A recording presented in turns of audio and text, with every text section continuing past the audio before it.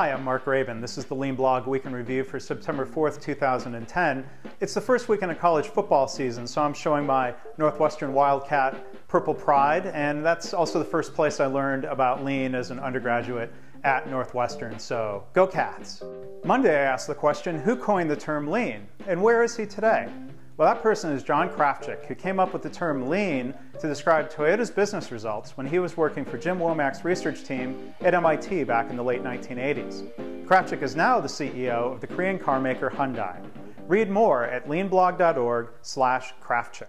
Tuesday, I raised a serious issue related to a New York Times article about hospital patients being harmed or killed due to errors caused by look-alike clear plastic tubing. In one case highlighted in the Times story, the hospital mixed up the tubes, and instead of snaking a tube through a pregnant patient's nose and into her stomach, the nurse instead coupled the liquid food bag to a tube that entered a vein. Well, the patient was soon in agony and she lost her baby. But why is it that hospitals often lack basic process error proofing that you would find in a lean factory? Read more and join the discussion at leanblog.org/NYT-tubes.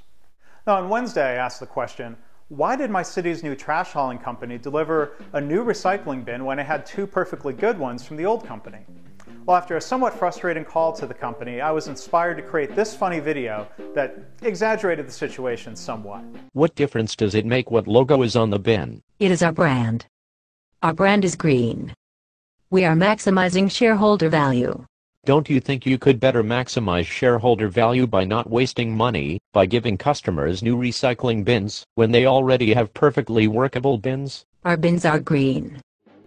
Now you can watch the whole video and see reader comments and discussion at leanblog.org/greenbins. Then on Thursday, I published an email interview with Justin Holland, the managing principal at GE Healthcare Americas. Justin answered my questions about how GE Healthcare started integrating Lean with Six Sigma and what challenges their hospital customers face when integrating Lean. You can read the whole interview at leanblog.org/JustinHolland. On Friday, I published podcast number 98 with my guest, Pat Bergin, the president of Aerofil Technology, a Missouri-based manufacturing company. Bergin, who used to work with Art Byrne after Byrne left Wire Mold, a very well-known Lean case study, he also learned Lean from the famous Shingijutsu consulting firm. So in the podcast, Pat talks about Aerofil's 3-year Lean journey and his role as president. Well, we're really excited because we have brought Lean to this industry, and we're really the first ones to do it. So we're kind of blazing a trail for everybody from throughout the entire supply chain. So we've created a lot of excitement, again, throughout the whole industry, and a lot of people in the beginning didn't understand what Lean was or the Toyota production system.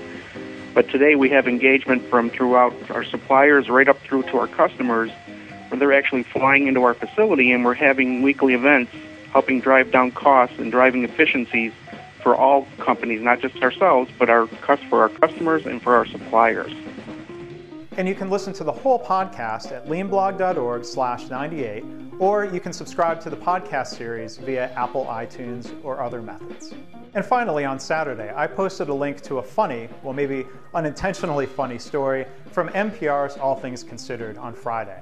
An Australian economist who's an expert in incentives, that's their words, tried to use incentives at home in potty training his 2 children, and as they sometimes say on the internet, hilarity ensued.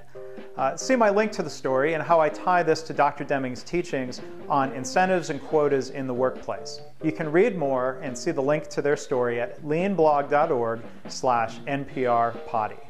Well, that's it for my first Lean Blog Week in Review. It's a bit of an experiment, so let me know what you think. Post a comment if you're watching here on YouTube, or you can go to leanblog.org/review1, or you can just email me, mark@leanblog.org, and let me know what you think. As always, I want to thank you for reading my blog at leanblog.org and for listening to the podcast. I want to wish you all the best with your Lean journey.